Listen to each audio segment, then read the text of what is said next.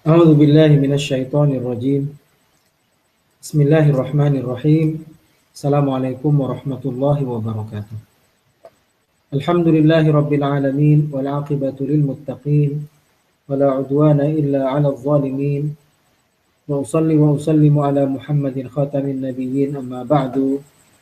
Fa inna asdaqal hadithi kitabullah wa khairal hadi hadi Muhammadin sallallahu alaihi wasallam.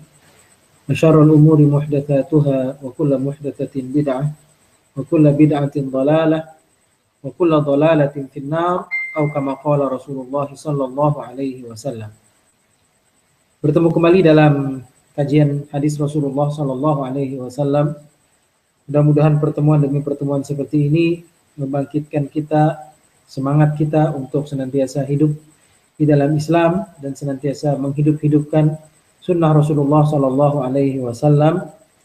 Dan satu-satunya cara hidup yang diridhai oleh Allah Subhanahu wa taala adalah apa yang telah dicontohkan oleh Rasulullah sallallahu alaihi wasallam.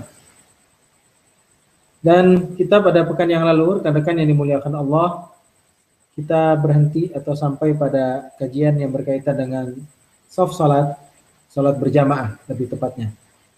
Dan saya ingin sebelum masuk ke tema yang baru dan hadis yang baru, kita ingin mengingatkan kembali diri kita masing-masing terkait dengan masalah shaf salat ini yang kita jadikan bahasan pada pertemuan yang lalu. Saya ingin menyinggung sedikit beberapa hadis dari Anas ibni Malik. Kata beliau, bersabda Rasulullah sallallahu alaihi wasallam, hadis nomor 67, "Sawwu sufufakum," luruskan shaf kamu. "Fa inna taswiyatas sufuf min tamamis shalah," karena sesungguhnya ratanya barisan-barisan shaf salat adalah termasuk bagian dari kesempurnaan salat.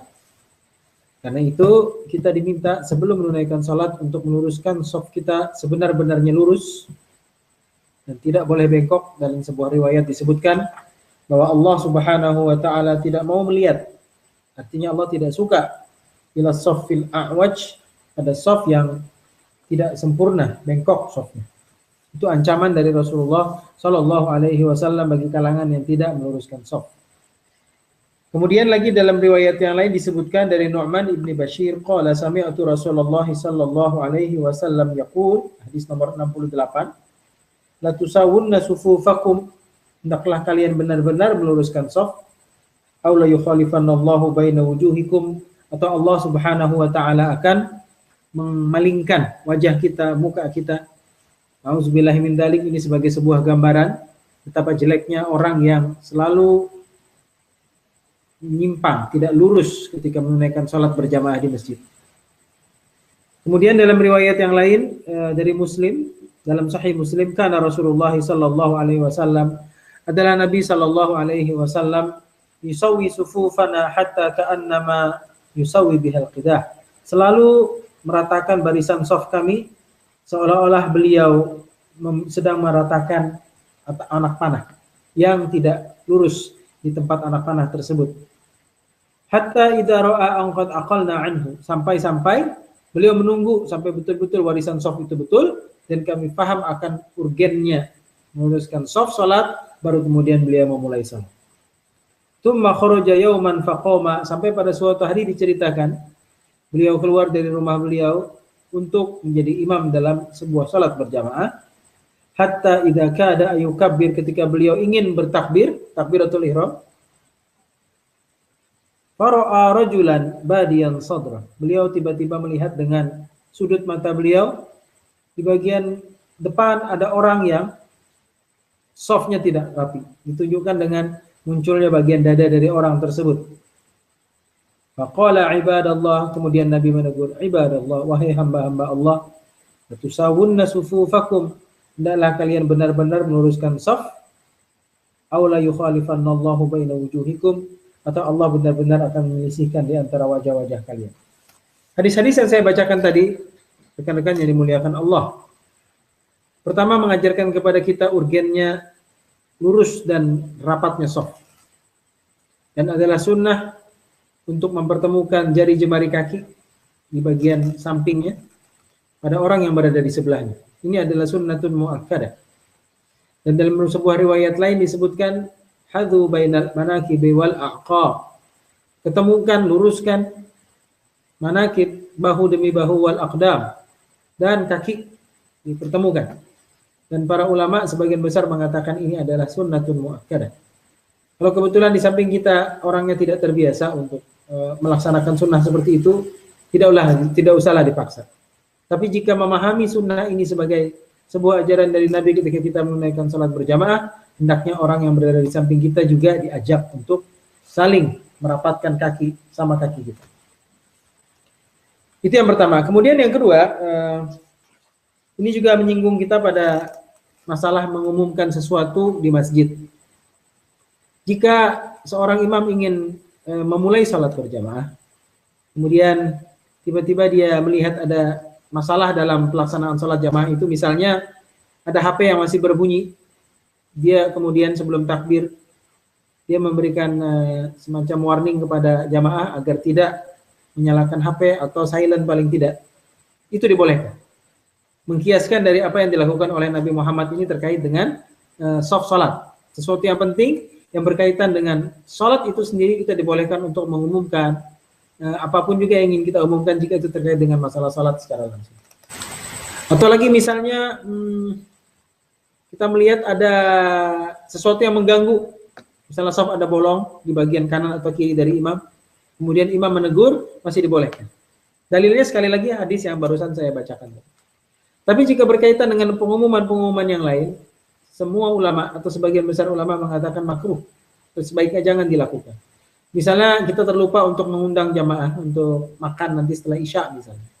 Kemudian teringat sebelum imam takbir kemudian diumumkan. Ini tidak boleh untuk diumumkan pada saat itu.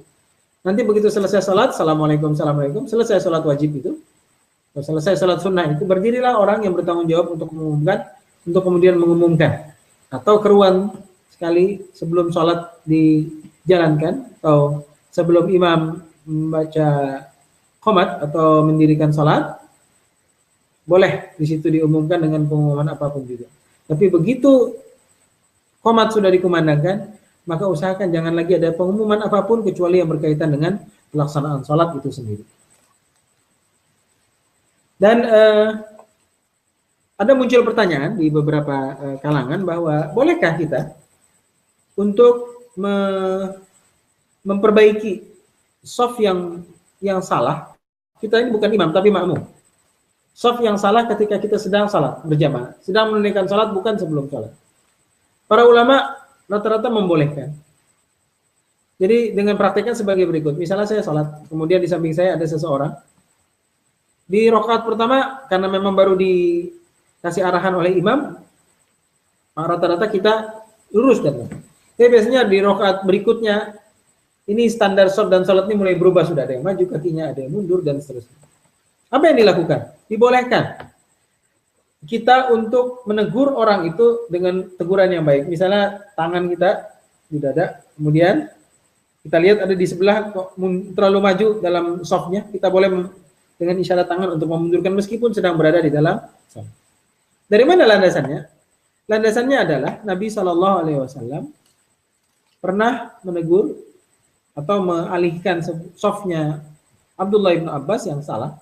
Ketika beliau sholat di samping kiri Nabi sendirian sebagai seorang makmum, Nabi mengalihkan Abdullah bin Abbas ke sebelah kiri beliau, ke sebelah kanan beliau.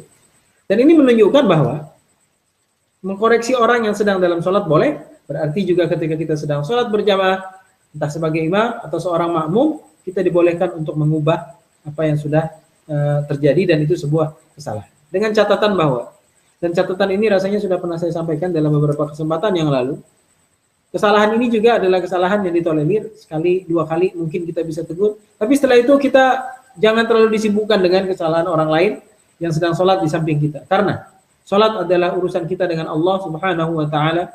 Kita diminta khusyuk dalam menunaikan sholat tersebut dengan harapan apa yang kita munajatkan, apa yang kita jadikan ketaatan pada hari itu diterima oleh Allah Subhanahu wa Ta'ala.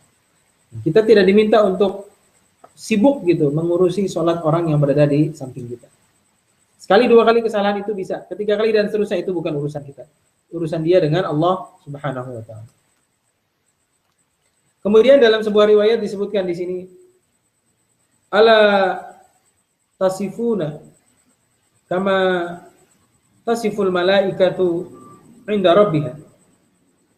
Ala tasuffuna kama tasufful malaikatu 'inda rabbiha. Qalu wa kaifa yasuffuna ya Rasulullah? Qala yatarassuna wa yutimmuna al-awwala fal-awwal. Tidakkah kalian berbaris sebagaimana para malaikat berbaris di depan rohnya? Mereka para sahabat bertanya, bagaimanakah cara mereka berbaris wahai Rasulullah? Beliau pun menjawab, mereka merapatkan dan menyempurnakan barisan yang paling pertama dan yang pertama. Ini hadis juga sebagai sebuah keterangan tambahan bahwa para malaikat Allah Subhanahu wa taala juga ketika mereka salat atau berbaris di depan rohnya, mereka berbaris di shaf yang terdepan dan saling merapatkan barisan. Dan ini yang dijadikan sebuah keteladanan oleh Rasulullah SAW buat kita semua untuk juga ketika menunaikan salat berjamaah usahakan lurus dan rapat, dan usahakan kita fastabiqul khairat, berlomba-lomba untuk salat di shaf terdepan. Kata Rasulullah SAW dalam sebuah riwayat, barang siapa yang salat di shaf pertama, maka seolah-olah dia mendapatkan pahala seekor unta. Yang kedua, shafnya seolah-olah mendapatkan seekor kerbau atau sapi. Yang ketiga, seolah-olah mendapatkan pahala seekor kambing. Dan seterusnya yang keempat, shaf pertama, kedua, ketiga, keempat, seolah-olah mendapatkan seekor ayam. Dan yang kelima, mendapatkan seekor telur, sebutir telur, dan seterusnya, dan seterusnya. Dan ini menunjukkan bahwa hadis ini mengajarkan kepada kita ada pahala yang lebih bagi orang yang berada di shaf pertama, kedua, dan ketiga. Bahkan Nabi SAW pernah bersabda, agar orang-orang yang berada di samping di shaf pertama atau berada di belakang aku, ulul ahlami wan nuha, adalah orang-orang yang sudah akil balik, ahlam wan nuha, dan telah memahami aturan agama atau memahami halal dan haram yang ada di dalam Islam. Itu sepatutnya mereka berada di shaf belakang sang imam. Tapi ini bukan sebuah kewajiban. Kita tidak bisa melarang seorang anak kecil, bahkan belum balik sekalipun, asal dia tahu adab salat yang standar, asal dia tidak bergerak terlalu banyak dan tidak mengganggu orang di dalam shaf tersebut, dia dibolehkan dan tidak boleh kita mengusir anak tersebut keluar atau pindah dari shaf tersebut. Kata Rasulullah SAW, la yuqimur rajula min majlisihi thumma yajlisu fihi walakin tafassahu wa tawassa'u. Janganlah seseorang mengalihkan posisi seseorang dari tempat duduk shaf dia di shaf terdepan itu atau di shaf manapun juga, kemudian orang itu duduk setelah orang itu pergi, walakin tafassahu wa tawassa'u, akan tetapi yang terbaik kata Rasulullah sallallahu alaihi wasallam adalah saling memberi tempat, saling meluaskan tempat supaya kita semuanya bisa berada di tempat yang sama. Misalnya dalam hal ini adalah salat berjamaah di masjid pada shaf terdepan. Kemudian kita juga membahas pada pekan yang lalu sebuah riwayat dari Anas bin Malik bahwa pada suatu kali nenek beliau namanya Mulaikah mengundang Nabi untuk makan di rumah beliau, di rumah nenek tersebut, dan nenek tersebut kebetulan pada saat itu masak buah masakan yang spesial dan dimasak untuk Rasul Shallallahu Alaihi Wasallam. Kemudian setelah Rasulullah selesai makan, Rasulullah kemudian mengajak semua yang hadir di situ untuk menunaikan sholat 2 rakaat. Dan semua ulama mentafsirkan bahwa ini bukan sholat wajib, adalah sholat sunnah. Karena tidak mungkin Nabi sholat sunnah di rumah. Nabi pasti menunaikan sholat berjamaah di masjid-masjid di mana ditunaikan sholat berjamaah di situ. Dan yang ada di rumah saat itu digambarkan dalam hadis Aisyah, dalam hadis Anas pekan lalu, terdiri dari 4 orang Nabi, kemudian Anas sendiri, kemudian seorang anak kecil disebut Anas di situ al-yatim, anak yatim. Kemudian seorang ajuzah atau nenek Anas tadi. Nah, jadi 4 orang ini salah satunya Nabi menjadi imam dengan posisi sebagai berikut. Saya ulang kembali. Jika posisi seorang imam dengan dua orang makmum laki-laki dan 1 orang makmum perempuan, komposisinya adalah sebagai berikut. Imam berada paling depan. Kemudian makmum bikin shaf sejajar berdua untuk makmum laki-laki dengan laki-laki tepat di belakang Nabi. Kemudian seorang perempuan selalu di belakang shaf laki-laki. Sebagaimana sabda Rasulullah SAW, sebaik-baik shaf laki-laki adalah di depan dan sebaik-baik shaf di perempuan adalah di belakang. Ini jika makmumnya terdiri dari 1 orang makmum, 2, 3 dan seterusnya. dan perempuan 1, 2, 3 dan seterusnya. Baik, ini bentuk yang pertama. Bentuk yang kedua, jika seorang imam dan seorang makmum, satu orang makmum saja, ada bersama dengan salat berjamaah yang ada, apa yang harus dilakukan? Posisi seorang makmum selalu di samping sejajar dengan seorang imam. Ini seorang makmum. Ini bentuk yang kedua. Tidak boleh dia berada di belakang imam, tidak boleh dia berada di sebelah kiri imam, tapi sebelah kanan imam sejajar. Tidak mundur sedikit, tidak maju sedikit. Ini pendapat yang paling kuat yang dipegang oleh para ulama, karena Rasulullah SAW mengalihkan posisi Abdullah bin Abbas dari sebelah kiri yang sejajar jadi ke sebelah kanan yang sejajar, bukan maju dan bukan mundur sedikit. Ini posisi yang kedua. Bentuk yang ketiga dari salat berjamaah adalah jika seorang imam dengan seorang makmum laki-laki dan seorang makmum perempuan. Di mana posisi makmum yang berdua ini? Tetap sama. Posisi seorang makmum sendirian laki-laki ada di samping kanan imam, dan seorang perempuan sendirian tetap berada di belakang imam dan makmum. Jauh, agak jauh. Bukan sedikit mendekat, tidak, tapi tetap di belakang. Nah, ini bentuk-bentuk lagi. Dan mungkin ada kondisi-kondisi tertentu, seperti kami di sini banyak sekali eksplorasi minyak di lepas pantai, dan kadang-kadang site-site minyak itu posisinya sangat tidak ramah Islam. Dalam artian, kalau site sendiri itu luas, tapi untuk tempat sholat kadang-kadang dalam site-site tertentu, itu hanya cukup untuk ditaruh kontainer, kemudian orang sholat di situ. Dan mereka berminggu-minggu, kadang-kadang sampai beberapa bulan ada di atas site itu. Kemudian off kadang-kadang ke darat, ke mainland. Nah, menunaikan sholat berjamaah di tempat-tempat seperti ini, kendalanya biasanya adalah posisi kiblatnya yang tidak simetris dengan posisi di mana di tengah laut itu kontainer diletakkan, di platform itu. Itu kendala. Kendala yang lain juga biasanya posisi imam tidak tepat di tengah. Karena kondisi kiblat itu menyebabkan mencong sana, mencong sini dari bentuk kontainer yang persegi 4 itu. Sehingga apa yang dipesankan sama Nabi wasiatu al-imam, usahakan imam selalu di tengah, kadang-kadang tidak terjadi di situ. Karena dia di pojok dari kontainer itu, tidak mesti di tengah, kondisinya kacau.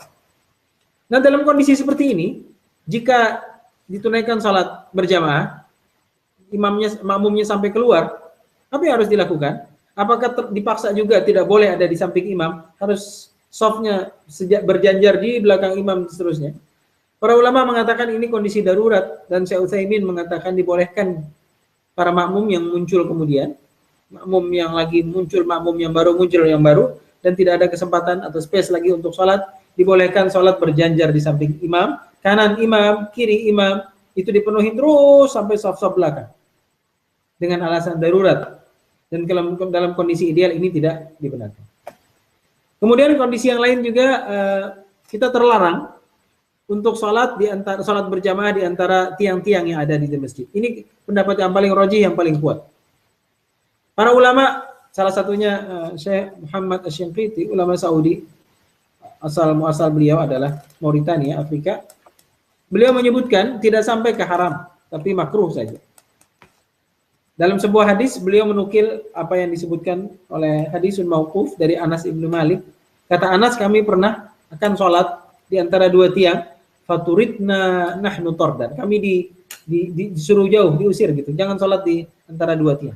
Ini juga jadi landasan bahwa jangan kita sholat di antara dua tiang, karena sholat di antara dua tiang ada di masjid itu dianggap sebagai memutus sholat atau soft sholat. Tidak baik.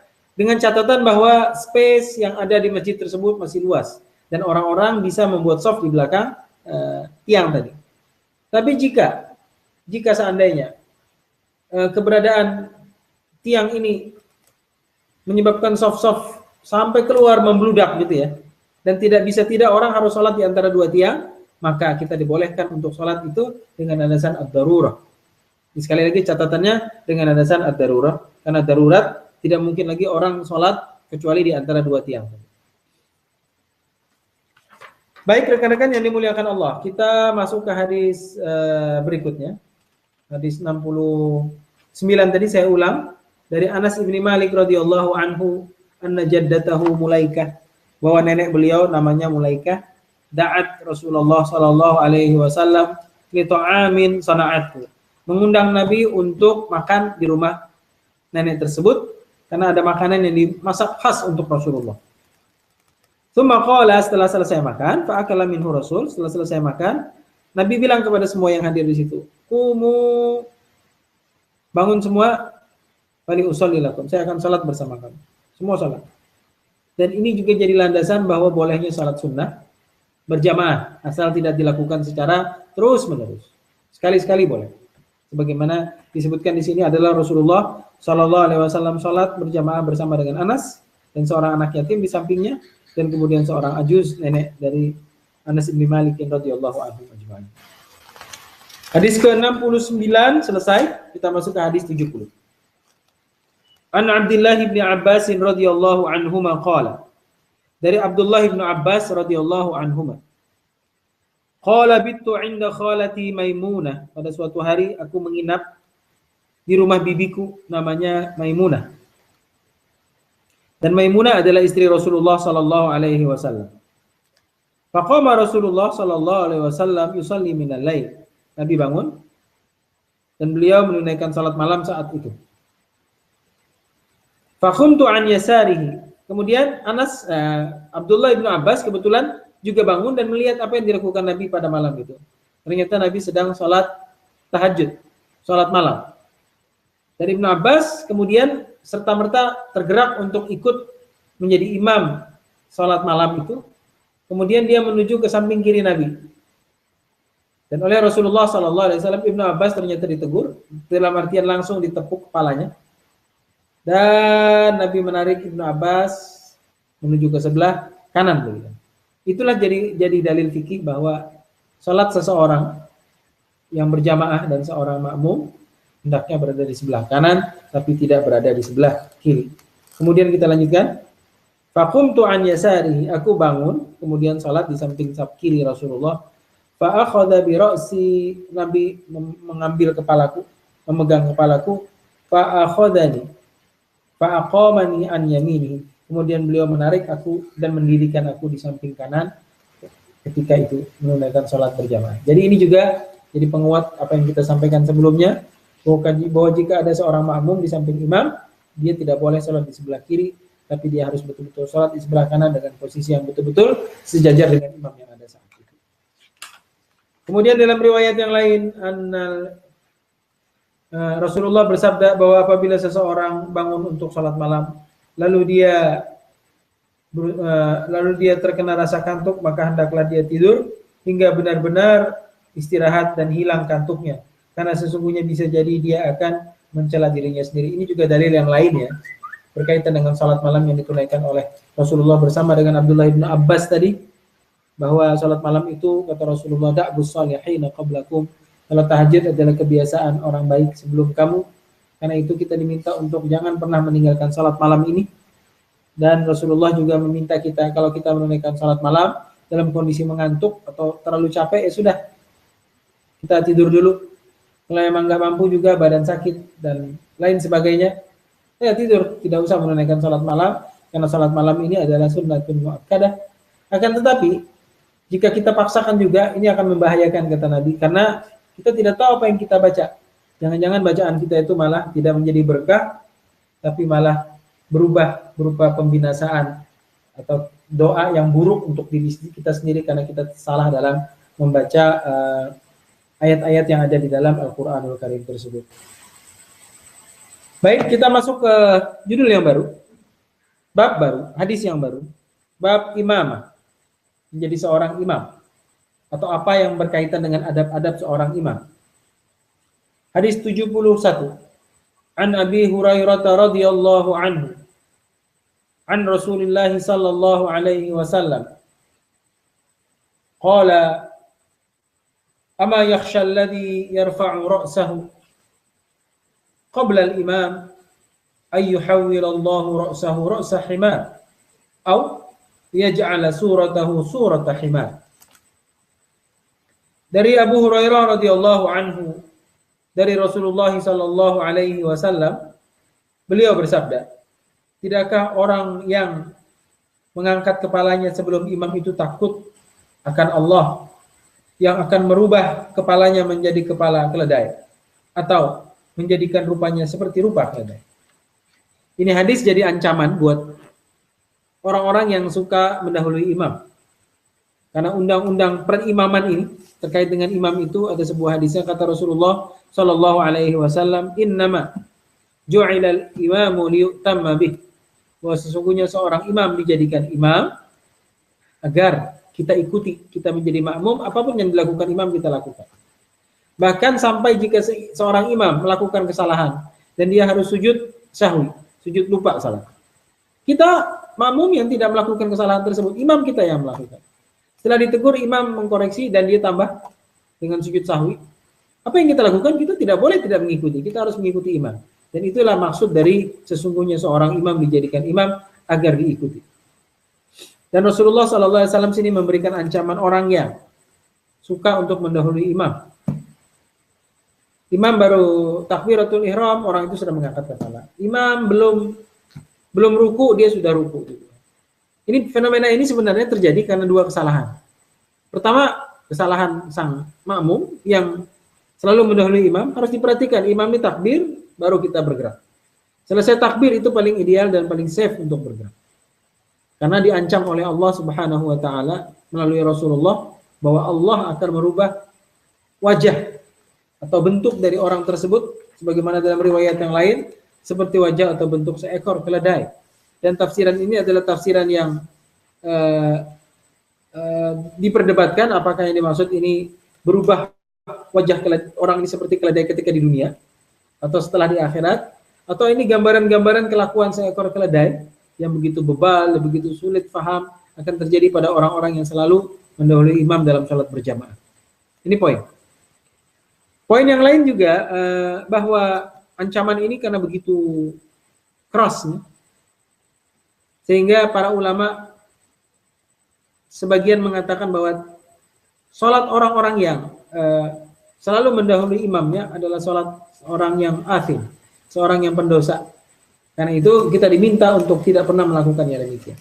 Ini kesalahan pertama biasanya muncul dari seorang makmum. Kesalahan yang kedua biasanya muncul dari sang imam itu sendiri. Dan imam ini sebenarnya dituntut harus cerdas, bukan sekedar dia tahu dan banyak hafalan Al-Quran. Tapi juga harus cerdas ketika menuntun makmumnya yang puluhan orang di belakang dia untuk tidak mendahului dia. Caranya bagaimana? Atau fenomena yang terjadi bagaimana? Fenomena yang terjadi kadang-kadang, sang imam ini dia takbir duluan untuk menandakan perpindahan dari satu gerakan ke gerakan sholat yang lain. Misalnya mau ruku dari bangun ya. Allahu Akbar, kemudian ruku. Yang ideal adalah dia ruku dulu, baru takbir, itu boleh. Atau sambil takbir kemudian ruku, itu boleh. Tapi yang jadi masalah adalah ketika dia takbir dulu dan dia belum ruku. Padahal tanda untuk orang-orang yang ada di belakang si imam bahwa dia sedang berpindah dari satu gerakan ke gerakan yang lain adalah adanya takbir tersebut. Nah sekarang dia belum bergerak, takbirnya sudah selesai. Pasti yang terjadi adalah para makmum mendahului imam. Kalau ini yang terjadi, tidak bisa disalahkan seorang makmum, dan hadis ini tidak berlaku untuk mereka. Tapi dosa ini pasti dosa seorang imam. Karena membiarkan terbukanya celah untuk seorang makmum dan para makmum yang ada di belakang untuk salah. Dan untuk mendahului sang imam. Jadi ini kesalahan di dua sisi. Karena itu untuk para imam atau kita yang terbiasa untuk menjadi leader dalam kegiatan salat berjamaah ini, imam tadi, untuk hati-hati dalam takbir tadi. Jadi usahakan kita bergerak dulu atau bergerak bersamaan dengan takbir itu, dan dipastikan juga pasti para makmum akan mengikuti suara yang muncul dari bibir kita. Nah, ini dia ancaman dari Rasulullah SAW sebenarnya untuk makmum, tapi juga karena kesempatan ini terbuka untuk melakukan kesalahan pada diri imam, maka imam juga bisa terkena delik dari ancaman-ancaman Allah dan Rasulullah SAW tadi. An Nabi Hurairah radhiyallahu anhu, hadis ke-72. An Rasulillah sallallahu alaihi wasallam. Qala innama ju'ila al-imamu liyutamma bih. Ini tadi hadis yang saya baca penggalannya. Sesungguhnya seorang imam dijadikan imam agar diikuti. Fala takhtalifu alaihi. Jangan kamu sekali-sekali menyelisihi dia, tidak sama dengan gerakan imam. Fa idza kabbar, fakabbir. Jika imam takbir, maka takbir juga kamu. Wa idza raka' farka'u. Jika kamu ruku', maka ikutlah ruku'. Wa idza qala sami'a Allahu liman hamidah. Jika sang imam membaca sami'a Allahu liman hamidah, faqulu rabbana walakal hamd. Maka katakan rabbana walakal hamd. Dalam riwayat yang lain, rabbana lakal hamd. Yang ini pakai waw, rabbana walakal hamd. Riwayat yang lain, rabbana lakal hamd. Ini ketika bangkit dari ruku'. Wa idza sajada fasjudu. Wa idza shalla jalisan fasallu julusan ajma'un. Jika imam salat dengan duduk, maka kamu diminta untuk ikut salat duduk. Baik, kita bahas hadis ini. Dan mungkin malam ini kita tidak sampai pada jam yang biasanya kita selesaikan. Jam 10.30 mungkin waktu Tokyo, atau sekarang jam 9 tepat, kita tidak akan sampai jam 9.30, tapi kita lihat selesai hadis ini kita akan selesaikan. Baik, ini hadis diriwayatkan oleh Abu Hurairah. Nabi berkata, sesungguhnya seorang imam dijadikan imam liutamma bi, agar kita menjadi makmum untuk dia. Berarti untuk apapun juga, apapun yang dilakukan imam, kita akan ikuti dalam salat itu. Sampai-sampai para ulama mengatakan, jika kita berbeda pendapat dengan imam, misalnya yang terjadi di kita yang lumrah adalah kunut di waktu subuh. Bagi kalangan Syafi'iyah di Indonesia dan juga kalangan mazhab Maliki di Afrika, kunut adalah bagian dari keharusan di saat kita menunaikan salat subuh. Sementara hal ini tidak terjadi dan tidak dianggap sebagai bagian dari salat subuh menurut mazhab Hanafi, Abu Hanifah, India, Pakistan, Bangladesh, dan seterusnya, Sri Lanka termasuk. Dan juga sebagian Irak menganut mazhab ini, dan juga yang lain adalah mazhab Ahmad bin Hambali. Bagi kalangan ini tidak ada kunut pada salat subuh. Mereka menggunakan dalil, dan Syafi'i, Maliki juga menggunakan dalil yang sama, cuma dengan tafsiran berbeda. Ada juga yang menafsirkan bahwa hadis yang dhaif sehingga tidak bisa dipakai. Ikhtilaf gitu, mereka berbeda pendapat tentang kekuatan satu hadis tersebut. Dengan adanya perbedaan pendapat ini, kemudian para ulama menganggap ini bagian khilaf yang mu'tabar, yang dianggap gitu dalam Islam. Boleh. Apa kata Syafi'iyah? Kata Syafi'iyah, jika seseorang kunut atau tidak kunut dalam salat subuh, maka dia harus mengqadha, maka dia harus sujud sahwi, dianggap lupa. Karena bagi Syafi'iyah wajib. Bagaimana mereka kunut? Biasanya pada salat subuh selesai ruku, rakaat kedua, mereka Allahumma hdina fiman hadait, wa'afina fiman afait, wa tawallana fiman tawallait, dan seterusnya. Dan ini lumrah di kita di Indonesia di kalangan masyarakat tradisional. Maliki mengatakan bahwa kunut ada juga dalam salat subuh, cuma mereka tidak mengatakan setelah ruku, tapi sebelum ruku dari rakaat kedua. Jadi rakaat pertama selesai, rakaat kedua begitu selesai, alladzi yuwaswisu fi sudurin nas minal jinnati wan nas. Sebelum ruku di rakaat kedua salat subuh, mereka menadahkan tangan ke atas baca kunut. Allahumma hdina fiman hadait, dan seterusnya. Sama seperti Syafi'i, cuma bedanya sebelum ruku. Yang membedakan dengan Syafi'i adalah bagi mereka ketinggalan jika mereka tidak melakukan kunut di subuh, tidak perlu sujud sahwi. Kalau menurut mazhab mazhab Maliki atau Imam Malik yang disebut dengan mazhab Maliki ini. Berbeda dengan mereka ada dalil sendiri, kuat juga, sahih juga. Dan ada beberapa perdebatan tentang hadis-hadis yang sebagian mengatakan ini sahih, ini dhaif, dan seterusnya, dengan tafsiran-tafsiran seterusnya. Berarti ini berbeda pendapat dengan Hambali dan Hanafi. Syekh Utsaimin di antaranya rahmatullahi alaihi mengatakan bahwa lebih baik kita mengikuti imam meskipun kita berbeda mazhab. Kita tahu Syekh Utsaimin hidup dalam lingkungan mazhab Hambali, Ahmad bin Hanbal di Saudi yang sangat dominan. Dan beliau berfatwa seperti itu. Jika seandainya imam kamu adalah imam Syafi'iyah dan berpegang kepada pendapat Syafi'iyah, kunut di waktu subuh, jangan kamu tinggalkan. Kamu juga kunut. Dalil beliau adalah, dan para ulama yang sekaliber seperti beliau, adalah hadis ini. Innama ju'ilal imamu liyutamma bih. bahwa sesungguhnya seorang imam dijadikan imam agar kamu ikuti. Meskipun kita berbeda pendapat dengan imam tersebut. Dan kunut ini masalah yang sangat lumrah di Indonesia itu ya. Kita menemukan satu masjid kunut, masjid yang lain tidak kunut, tapi begitulah perbedaan ulama. Dan perbedaan inilah yang dianggap perbedaan mu'tabar boleh dilakukan. Sekarang, mari kita bijak dalam hal ini. Meskipun ada pendapat ulama yang lain yang mengatakan tidak perlu kita kunut, tidak perlu juga, karena ini adalah sesuatu yang berbeda. Dan perbedaan itu diterima dalam Islam. Kita tidak mengikuti karena ini tidak sesuai dengan apa yang kita yakini dari dalil-dalil yang ada. Wallahu a'lam bishawab.